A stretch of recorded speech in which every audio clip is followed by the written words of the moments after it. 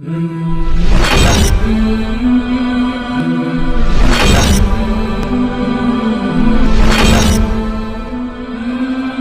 عليكم ورحمة الله وبركاته. الحمد لله الذي أنزل على عبده الكتاب ولم يجعل له عوجا. أشهد أن لا إله إلا الله وحده لا شريك له، وأشهد أن محمدا عبده ورسوله، بلغ الرسالة وأدى الأمانة ونصح الأمة وجاهد في الله حق جهاده. اللهم صل على المصطفى حبيب الله سيدنا محمد النبي الأمي وعلى آله وصحبه وسلم. أما بعد، فقد قال الله تعالى في كلامه القديم والفرقان الحميد: أعوذ بالله من الشيطان الرجيم. بسم الله الرحمن الرحيم. لقد من الله على المؤمنين إذ بعث فيهم رسولا من أنفسهم يتلو عليهم آياته ويزكيهم ويعلمهم الكتاب والحكمة وإن كانوا من قبل لفي ضلال مبين. قال نبينا وحبيبنا وشفيعنا وقائدنا وأسوتنا محمد رسول الله صلى الله عليه وسلم: الدين النصيحة. அளவற்ற அருளாளன், நிகரில்லா அன்புடையோன், அல்லாஹுவின் பேரருளினால் பேருதவியினால் ஆரம்பம் செய்கிறேன். உயிருக்கு உயிரான உயிரிலும் மேலான خاتمul anbiya'i sayyidul atqiya'i tajul awliya'i habibuna shafi'una ரசூலுல்லாஹி ஸல்லல்லாஹு அலைஹி வஸல்லம் அவர்கள் மீதும், அவர்களின் பரிசுத்தமான தோழர்கள், குடும்பத்தார்கள், உம்மத்தார்கள், இங்கே சங்கமமாக இருக்கிற நம் அனைவர்கள் மீதும் அல்லாஹுவின் அன்பும் அருளும் நிறைவாக வந்து சேரட்டுமாக. இந்த சபையின் பரக்கத்தினால், இந்த மஜ்லிஸின் பொருட்டினால் அல்லாஹ் நம் அனைவர்களுக்கும் பூரணமான உடல் ஆஃபியத்தை அல்லாஹ் வழங்கி அருள் புரிவானாக. அவனது கலாம் ஷரீஃபையும் கலாம் ஷரீஃபினுடைய ஆழமான கருத்துக்களையும் பேசப்படுகிற இந்த சபைகளில் ஒவ்வொரு வாரமும் தொடர்ந்து பங்கெடுத்து பயன்பெற்று அல்லாஹுவின் நெருக்கத்தையும் அன்பையும் நேசத்தையும் பெறுவதற்கு அல்லாஹ் நம்மை எல்லாம் அல்லாஹ் தேர்ந்தெடுத்து அல்லாஹ் கபூல் செய்வானாக. இன்னும் நிறைய சகோதரர்கள், பெருமக்கள், பெரியவர்கள், ஜமாத்தார்கள் இந்த சபையினுடைய புண்ணியத்தை, புனிதத்தை, கண்ணியத்தை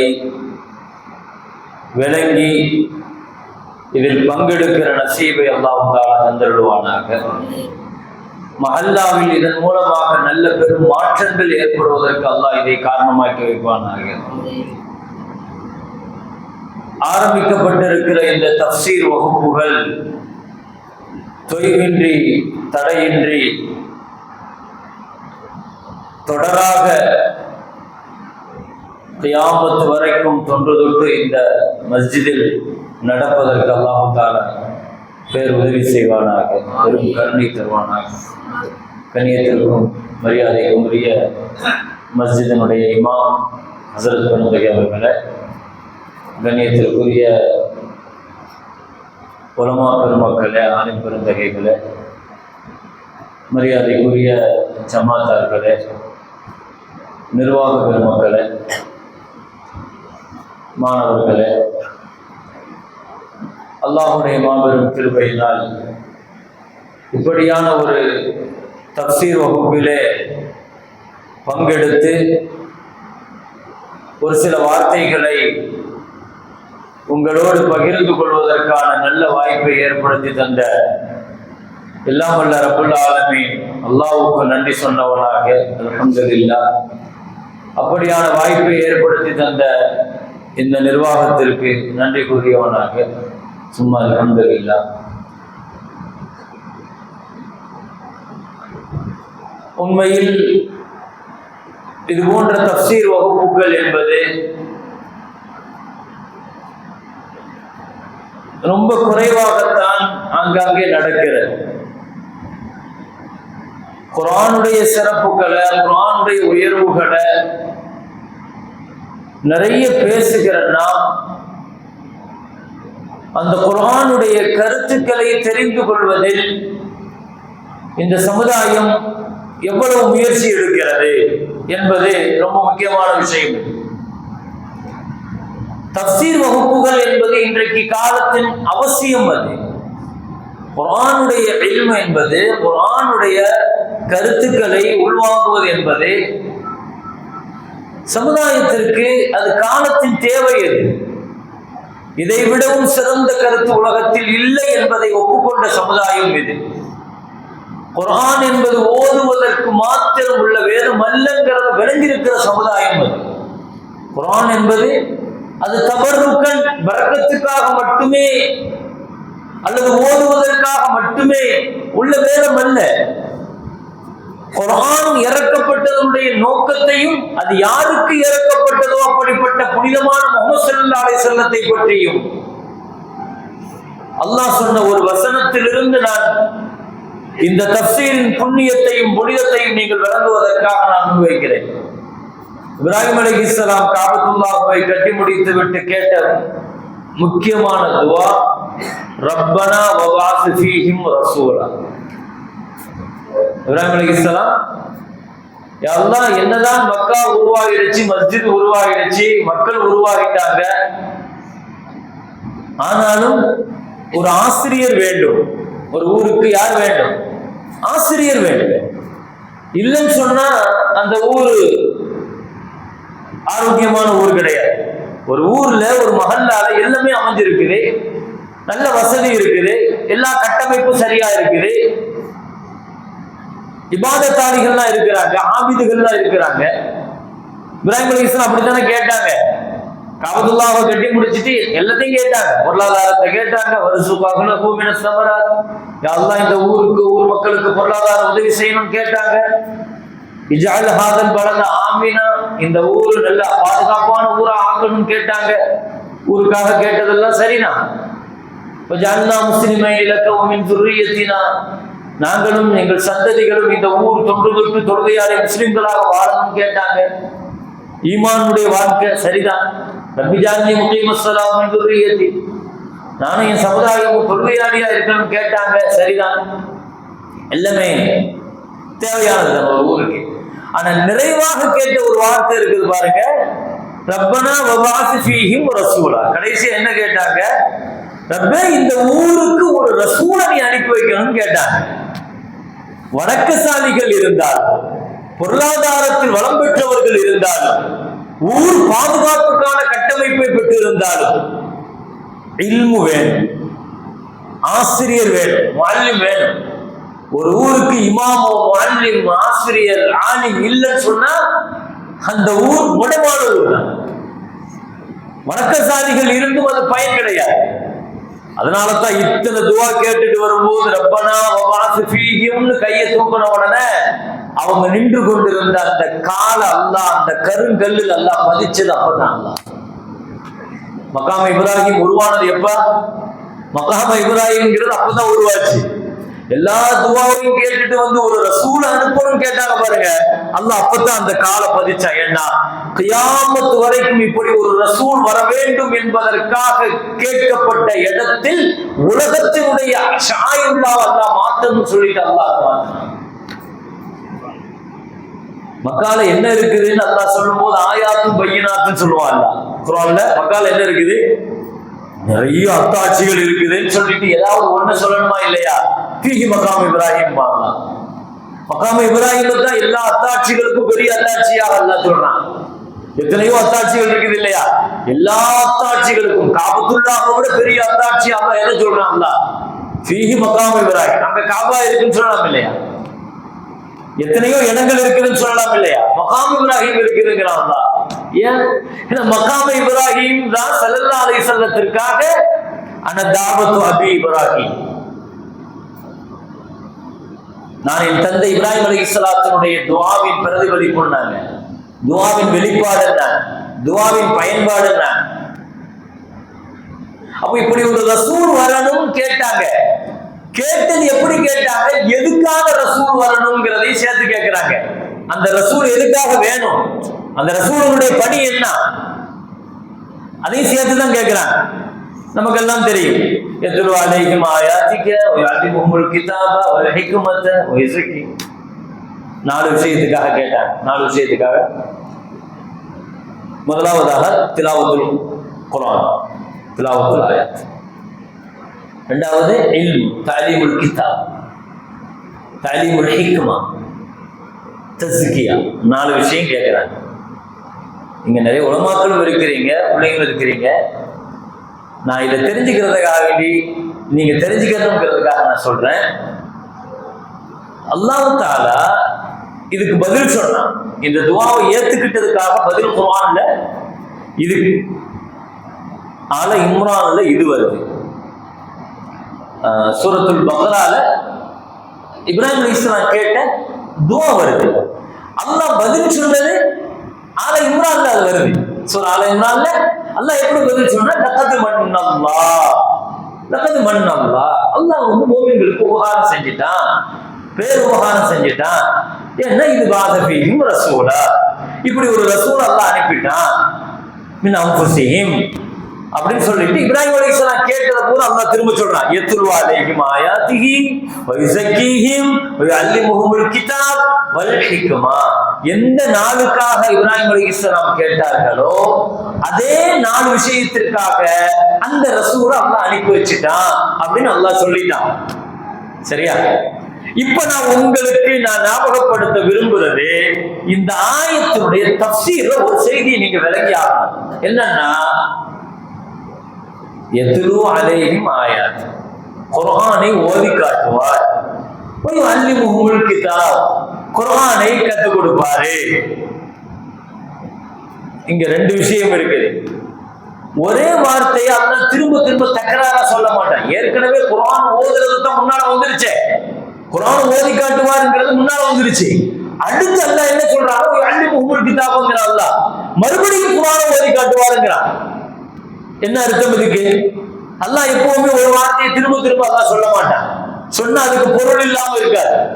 யுஅல்லிமுஹுல் கிதாப் வல் ஹிக்மா, கிதாப்னா குர்ஆன், ஹிக்மத்னா ஹதீஸ். கிதாப்னா குர்ஆன், குர்ஆன்ல வந்து கிதாப் பயன்படுத்தும் போது அது குர்ஆனை, ஹிக்மத்ங்கற வார்த்தை ஹதீஸுக்கு பயன்படுத்தப்படுது, தஃசீர் செய்யப்படுது. அது குர்ஆன் மாயுத்ராஃபி யுதி குன்ன மின் ஆயாத்தில்லாஹி வல் ஹிக்மா. அல்லாஹ் குர்ஆன்ல சொல்றான், பெண்களை பார்த்து சொல்றான், பெண்களே உங்களுடைய வீடுகள்ல நீங்க குர்ஆன் ஓதுங்க, ஹதீஸ் படிங்கன்னு அல்லாஹ் குர்ஆன்ல நினைச்சான்.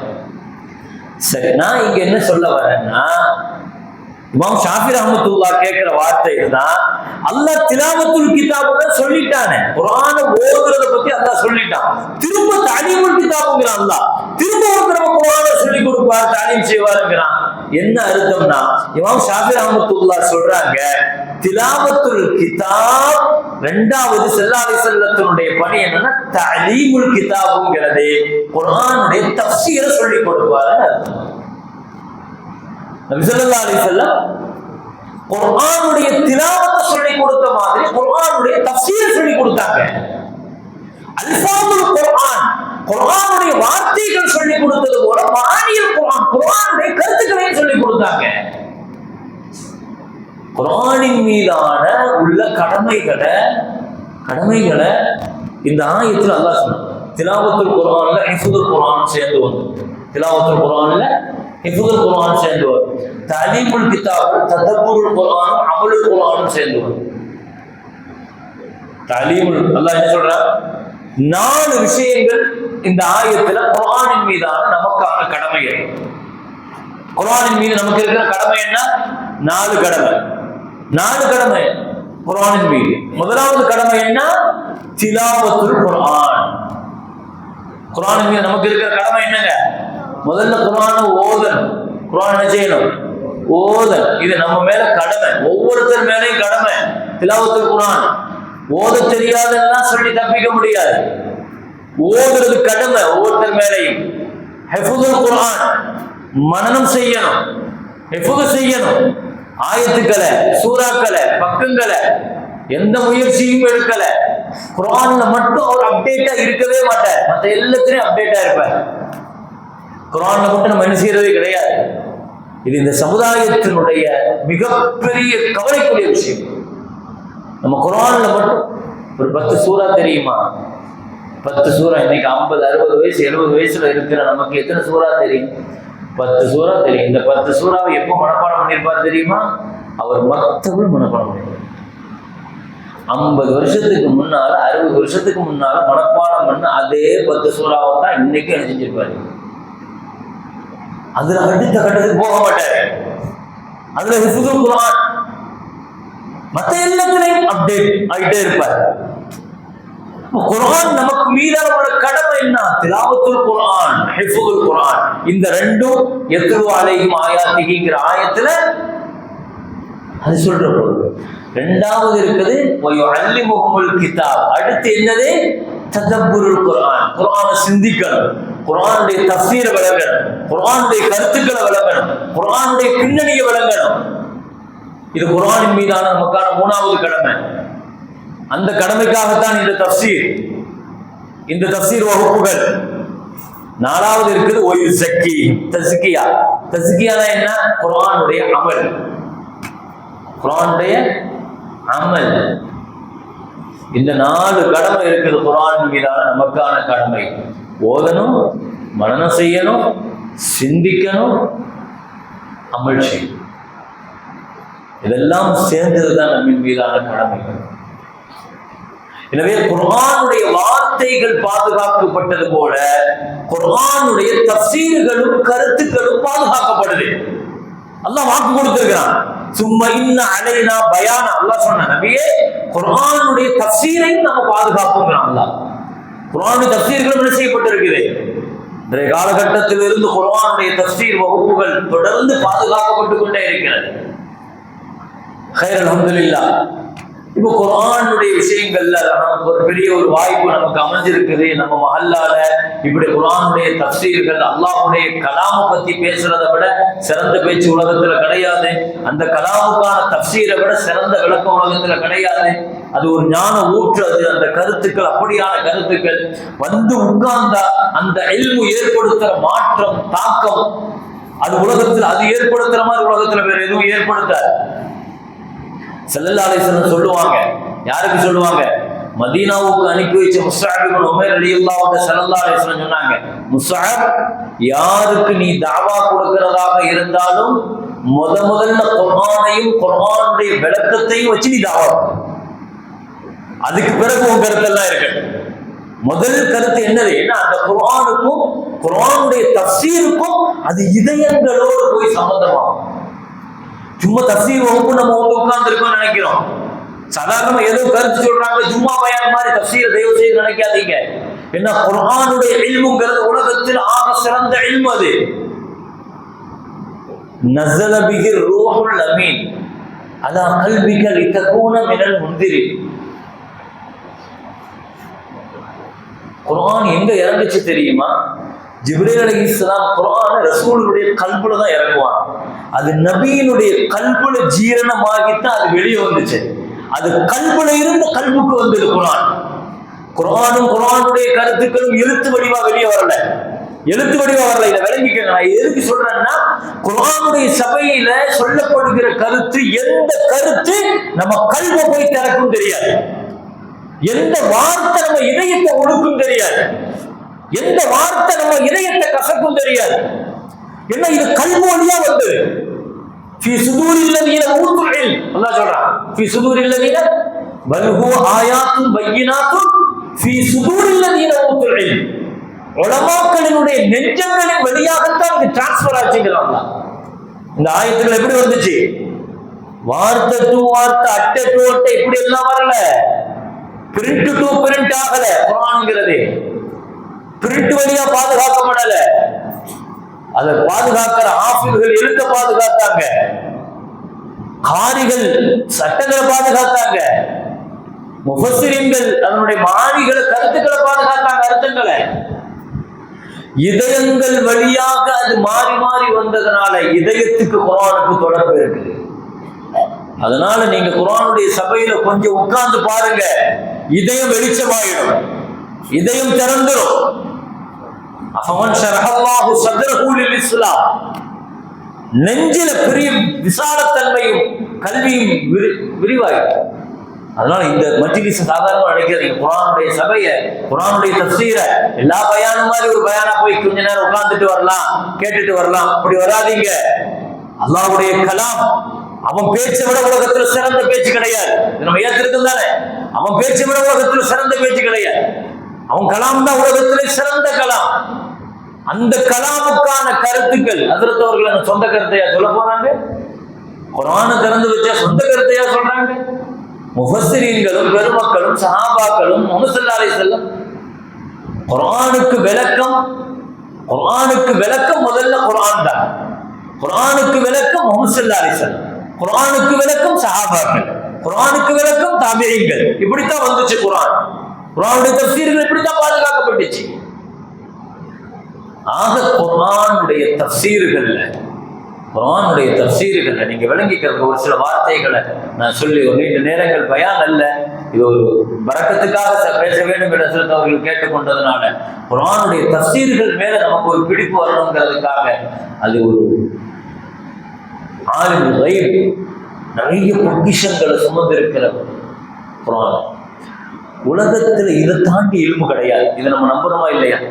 எல்லா இல்மும் எங்க இருக்குது? குர்ஆன்ல இருக்கு. குர்ஆன்ல இல்லாத இல்மு கிடையாது. குர்ஆன் பேசாத மருத்துவம் இல்ல, குர்ஆன் பேசாத பொறியியல் இல்ல, குர்ஆன் பேசாத பொருளியல் இல்ல. குர்ஆன் எந்த துறையை பத்தி பேசல, குர்ஆன் எல்லாத்தையும் பேசுது.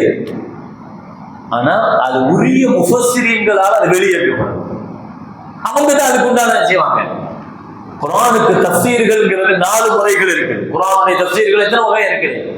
4 வகை. ஹஜ்ரத் இப்னு அப்பாஸ் ரலியல்லாஹு அன்ஹு சொல்லுவார்கள், குர்ஆனுடைய விளக்கங்களை, குர்ஆனை விளங்குறதுக்கு எத்தனை முறைகள் இருக்குது? 4 முறைகள் இருக்கு. முதல் முறை என்னன்னா, குர்ஆன்ல சில வசனங்களை அல்லாஹ் வச்சிருக்கிறான், அது தனக்குன்னு வச்சிருக்கிறான். நம்ம முதல்ல குர்ஆனை விளக்க முதல்ல என்ன செய்யணும்? அல்லாஹ்வுக்கு மட்டும்தான் அந்த தஃசீர் தெரியும். அப்படி சில ஆயத்துக்கள் குர்ஆன்ல இருக்கு. நம்ம இதெல்லாம் விளங்கிட்டு தான் குர்ஆனுக்கு உள்ள போகணும். இதெல்லாம் விளங்கிட்டு தான் எதுக்குள்ள போகணும்? குர்ஆனுடைய தஃசீருக்குள்ள போகணும். அவங்க எல்லா ஆயத்திலையுமே குருட்டுத்தனமா எல்லா ஆயத்துக்கும் எதையாவது விளக்கம் சொல்றாங்கன்னு சொல்லி தர்ஜுமாவை பார்த்து விளக்கம் சொல்றாங்கன்னு சொல்லி நம்ம என்ன செஞ்சிடக்கூடாது. முதல்ல குர்ஆனுடைய தாதீம கண்ணியத்தை முதல்ல நம்ம புரிஞ்சுக்கணும். குர்ஆனுடைய அகமியத்தை, முக்கியத்துவத்தை புரியணும். குர்ஆனுடைய தஃசீருக்கு போறதுக்கு முன்னால முதல்ல விளங்கணும். என்ன முதல்ல விளங்கணும்? குர்ஆனுக்கு எல்லாரும் விளக்கம் சொல்லிட முடியாது. சில ஆயத்துக்கள் இருக்குது, அந்த ஆயத்திற்கு அல்லாஹ்வுக்கு மட்டும்தான் வெளிச்சம், விளக்கம். யாருமே சொல்ல முடியாது. இப்படி ஒரு சில ஆயத்துக்கள் அல்லாஹ் வச்சிருக்கிறாங்க. நீங்க குர்ஆனுக்கு உள்ள முதல்ல போகும்போதே அந்த ஆயத்துல இருந்து ஆரம்பிக்கும். நமக்கு தெரியும் தானே, அலிஃப் லாம் மீம் அப்படின்னு ஆரம்பிக்கும் குர்ஆன். என்ன அர்த்தம்? அலிஃப் லாம் மீமுக்கு என்ன அர்த்தம்? யார் சொல்லுவாங்க? எந்த தஃசீர்ல இருக்குது அலிஃப் லாம் மீமுக்கு அர்த்தம்? எந்த முஃபஸ்ஸிர்கிட்ட போய் நீங்க அந்த அலிஃப் லாம் மீமுக்கு அர்த்தம் கேட்டா என்ன சொல்லுவாங்க? சரி, நீங்க குர்ஆனுடைய தர்ஜுமாவை எடுத்து பாருங்களேன். அலிஃப் லாம் மீமுக்கு என்ன அர்த்தம் போட்டிருக்கோம்? இதன் பொருள் யாருக்கு தெரியும்? அல்லாஹ்வே மிக அறிந்தவன் பொருள். எந்த முஃபஸ்ஸிரும் தஃசீர் செய்ய மாட்டார். அலிஃப் லாம் மீமுக்கு அர்த்தம் என்ன? அலிஃப் இப்படி நிறைய ஆயத்துக்கள் இருக்குது. அலிஃப் லாம் மீம் அவங்க என்ன அர்த்தம் தெரியுமா? அல்லாஹ் முதல்ல குர்ஆனுடைய தஃசீருக்கு வரக்கூடிய முஃபஸ்ஸிருக்கு அல்லாஹ் கொடுக்கிற முதல் விளக்கம் என்னன்னா, என்னுடைய குர்ஆனுக்குள்ள நீ நுழையும் பொழுது தெரியாதுன்னு சொல்லிட்டு உள்ளவா. தஃசீர் முதல்ல என்ன அர்த்தம்? முதல்ல நம்ம கத்துக்கிற தஃசீர் என்ன? குர்ஆனுக்கு உள்ள போகும்போது முதல் கத்துக்கிற தஃசீரே ஜஹாலத்து தான். எனக்கு தெரியாது, நான் சரண்டர் ஆகணும். எனக்கு எந்த இல்மும் இல்ல. எல்லா இல்மையும் குர்ஆன் கொடுக்கும், எல்லா இல்மையும் குர்ஆன் கொடுக்கும். ஆனா குர்ஆனுக்கு உள்ள வரும்போது என்ன சொல்லணும்? அலிஃப் லாம் மீம். எனக்கு எந்த அர்த்தம் தெரியாது, அல்லாஹ்வுக்கு தான் எல்லா அர்த்தம் தெரியும் அப்படின்னு முதல்ல நீ சரண்டர் ஆகு. லா இல்ம லனா இல்லா மா அல்லம்தனா. லா இல்ம லனா, முதல்ல இல்மு இல்லைங்கிறது தான் அசலே. அதுக்கு பிறகுதான் இல்லா மா அல்லம்தனா. இல்லைன்னு சொல்லு, தெரியாதுன்னு சொல்லு, எனக்கு ஒண்ணுமே தெரியாதுன்னு சொல்லு. முதல்ல குர்ஆன் முதல்ல உள்ள வரும்போது ஒரு முஃபஸ்ஸிருக்கு, ஒரு தஃப்சீர் செய்யறவருக்கு, ஒரு தஃப்சீரை விளங்குறவங்களுக்கு, குர்ஆனை விளங்குறன்னு நினைச்சு உள்ள வரவங்களுக்கு முதல்ல அல்லாஹ் சொல்ற மெசேஜ் என்ன? அலிஃப் லாம் மீம். விளங்கிக்கோ, இந்த குர்ஆன்ல எல்லா இதையும் நீ விளங்கிட முடியாதுன்னு அர்த்தம். எல்லா விஷயங்களும் நினைச்சிட முடியாது. அப்படி முதல்லயே அல்லாஹ் பயங்காட்டி தான் உள்ள போகணும். நீ மற்ற புக்கை படிக்கிற மாதிரி எல்லாம் நினைச்சிட்டு நீ உள்ள வந்துடாத. எந்த மொழியில வந்து வேணாலும் எதை வேணாலும் நீ தெரிஞ்சுக்கலாம். ஆனா இந்த கிதாபுல சில வார்த்தைகள் அது அல்லாஹ்வுக்கு மட்டும். அந்த ஆயத்து உனக்கு தெரியாது.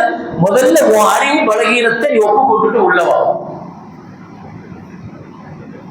அடுத்து சில குர்ஆன்ல சில ஆயத்துக்கள் இருக்குது, அதை அரபிகள் மட்டும்தான் விளங்குவாங்க, அரபுகள் மட்டும்தான் விளங்குவாங்க.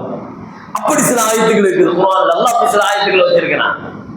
அதற்கு இப்னு அப்பாஸ் ரலியல்லாஹு சொல்றாங்க, அரபிகள் விளங்குற ஆயத்து இருக்குது குர்ஆன்ல. என்ன, குர்ஆன்ங்கிறது அரபுல இறக்கப்பட்ட நூல் தானே, அரபு நூல் தானே. ஒரு நல்ல அரபுல பாண்டித்தியம் பெற்ற திறமையான ஒரு கிராமவாசி வந்தார். வந்து ஸல்லல்லாஹு அலைஹி வஸல்லம் வந்து சொன்னாரு, நான் என்னுடைய மொழித்திறனை வச்சு, அரபு மொழித்திறனை வச்சு குர்ஆனை பூரா ஆய்வு செஞ்சேன். அதுல ஒரு 4 வார்த்தை இருக்குது குர்ஆன்ல. அந்த 4 வார்த்தை அது அரபு மொழியே கிடையாது அப்படின்னாரு. அது என்ன கிடையாது? அரபு மொழியே கிடையாது. அரபிகள் நாங்க அப்படி பயன்படுத்தவே மாட்டோம். அந்த வார்த்தையை அரபிகள் நாங்க எப்படி பயன்படுத்த மாட்டோம், அந்த மாதிரி பயன்படுத்த மாட்டோம். அப்படி ஒரு 4 வார்த்தை குர்ஆன்ல இருக்குது. ஸல்லல்லாஹு அலைஹி வஸல்லம் கேட்டாங்க, என்ன வார்த்தைன்னு கேட்டாங்க. அவர் முதல்ல சொன்னாரு, அல்லாஹு யஸ்தஹ்ஸிஉ அப்படின்னு இருக்குது. ஒரு ஆளை கேலி பண்ணுவாங்கிறதுக்கு யஸ்தஹ்ஸிஉன்னு இருக்கு. நாங்க யஸ்தஹ்ஸிஉங்கிற வார்த்தையை அரபிகள் பயன்படுத்த மாட்டாங்க, யஹ்ஸவுன்னு தான் பயன்படுத்துவோம். யஸ்தஹ்ஸிஉங்கிறது எங்க பழக்கத்திலே கிடையாதுன்னு அவர். அரபு மொழி நாங்க பேசவே மாட்டோம் அப்படி. அடுத்து 2வது என்ன கேட்டாங்க, ஃபர்ரத் மின் கஸ்வரா அப்படின்னு குர்ஆன்ல ஒரு வார்த்தை இருக்குது. சிங்கத்திடமிருந்து விரண்டோடுகிற அப்படின்னு வார்த்தை. சிங்கம்ங்கிறதுக்கு கஸ்வராங்கிற வார்த்தையை நாங்க பயன்படுத்த மாட்டோம். அசதுன்னு இருக்குது, மற்ற வார்த்தைகள் இருக்குது. கஸ்வராங்கிற வார்த்தை, இது தஃப்சீர் வகுப்புங்கிறதுனால நான் இதை சொல்லிட்டு இருக்கிறேன். இது வகுப்பு தான், பயான் கிடையாது, விளங்கிக்கிறதுக்காக வேண்டி சொல்றேன். கஸ்வரா. 3வதாக அவர் சொன்னாரு, குர்ஆன்ல குபார் அப்படின்னு ஒரு வார்த்தை இருக்கு. குப்பாரா, பெரியதுங்கிறதுக்கு கபீர்னு தான் சொல்லுவோம், குப்பார் நாங்க சொன்னதே கிடையாது. குர்ஆன் வந்து குப்பாருங்கிற வார்த்தையை பயன்படுத்துது. ஆச்சரியமானதுக்கு நாங்க அஜீபு தான் சொல்லுவோம். உஜாப், இன்னஹாதா லஷைஉன் உஜாப்.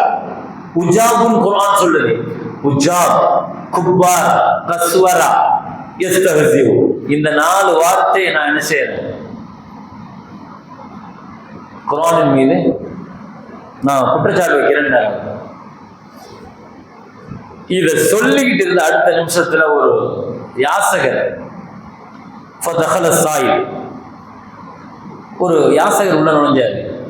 ஸல்லல்லாஹு அலைஹி வஸல்லம் கிட்ட, ஆத்தினி ஏதாவது கொடுங்களேன் அப்படின்னு கேட்டார். இது எப்போ ஸல்லல்லாஹு அலைஹி வஸல்லமும் அந்த கிராமவாசி இப்ப பேசிட்டு இருக்கா, பதில் சொல்றதுக்கு முன்னாலும் நடக்குது. அவரு உள்ள கிராஸ் ஆயிட்டார் அந்த யாசகர், ஏதாவது கொடுங்க. ஸல்லல்லாஹு அலைஹி வஸல்லம் கேட்டாங்க, மாதா என்ன கேட்குறீங்க? அவர் சொன்னார், தெரியுமா, ஆத்தினி ஏதாவது கொடுங்களேன். ஸல்லல்லாஹு அலைஹி வஸல்லம் விடல, என்ன வேணும், ஏதாவது கொடுங்களேன், என்ன தரணும், இப்படியே பதிலுக்கு போய்கிட்டே இருக்கு. 3-4 தடவை. அவர் ஒரு கட்டத்தில் அந்த கிராமவாசி, அந்த யாசகர் ரொம்ப கோபப்பட்டு, அத்தஸ்தஹ்ஸிஉ பி யபனி கஸ்வரா அந்த ரஜுலுன் குபார் இன்னஹாதா லஷைஉன் உஜாப் அப்படின்னாரு. நடந்தது எதுவுமே தெரியாது, செல்லாருக்காலும் பேசிக்கிட்டது எதுவுமே தெரியாது. அவர் என்ன கேட்கிறாரு, என்ன கேள்வி பண்றீங்களா? எப்படி கஸ்வரா, சிங்கம் பெற்ற மகனே, அரபுலகத்தின் சிங்கம் பெற்ற மகனே, என்னை கேள்வி பண்றீங்களா? அந்த ரஜுலுன் குபார், நீங்க ரொம்ப பெரிய ஆளா இருக்கிறீங்க, இப்படி நடந்துக்கிறது இன்னும் ஆச்சரியமா இருக்கு இப்படி நடக்கிறது அப்படின்னாரு அவருக்கு. அப்படிதாங்க, அவ்வளவுதாங்க. அவர் குற்றச்சாட்டோடு வந்தவர். உடனே ஸல்லல்லாஹு கையை பிடிச்சு கலிமா சொல்லிட்டார். குர்ஆன் என்பது பல இடங்களில் அது அரபுகளுக்கு சொந்தமான அந்த கருத்துக்களை விளங்குவதற்கு மொழியாற்றல் வேண்டும், அந்த லுகத்தில் சம்பந்தப்பட்டவங்க வேண்டும். சரி, இது இரண்டாவது தஃசீர். அவங்க மட்டும் விளங்குவாங்க சில இடங்கள் இருக்குது, அவங்களால கூட விளங்க முடியாது, அரபுகளால கூட விளங்க முடியாத சில இடம் இருக்குது. அப்படி சில இடம் யார் விளங்குவார்கள்? சில இடங்கள்ல அப்படி ஒரு இடம் இருக்குது. அதற்கு இப்னு அப்பாஸ் ரலியல்லாஹு அன்ஹு சொல்லுவாங்க, அந்த இடத்தை சில உலமாக்கள் விளங்குவாங்க. உலமாக்கள் அந்த குர்ஆனுக்கான நஹு கிராமர் படிக்கிறது, குர்ஆனுடைய இல்மு தஃசீர் செய்யறதுக்குன்னு சொல்லிட்டு நிறைய செய்யுது. அந்த விஷயங்கள் அது அரபு மொழி ஒருத்தருக்கு தெரிஞ்சிருக்குது, அரபு மொழி தெரிஞ்சிட்டாரு, அல்லது அரபு மொழியா அரபியா இருக்கிறாரு, அதனால தெரியும், அவருக்கு தெரியாது. அரபிகளுக்கே தெரியாத எத்தனையோ வார்த்தைகள் குர்ஆன்ல உண்டு. அதற்கு அபூபக்கர் சித்திக் ரலியல்லாஹு அன்ஹு மெம்பர்ல ஏறி குதுபா ஓதுறாங்க. குதுபா ஓதிக்கிட்டு இருக்கும்போது சும்மா ஷகத்னல் அர்வ ஷக்கா ஃபஅம்பத்னா ஃபீஹா ஹப்பா வஇனப வகல்பா வஸைதுன வநஹலா வஹதாயிக குல்பா வஃபாகிஹத வஅப்பா, பூமியை நாம் பிளக்க வைத்தோம், விதைகளை நாம் முளைக்க வைத்தோம்.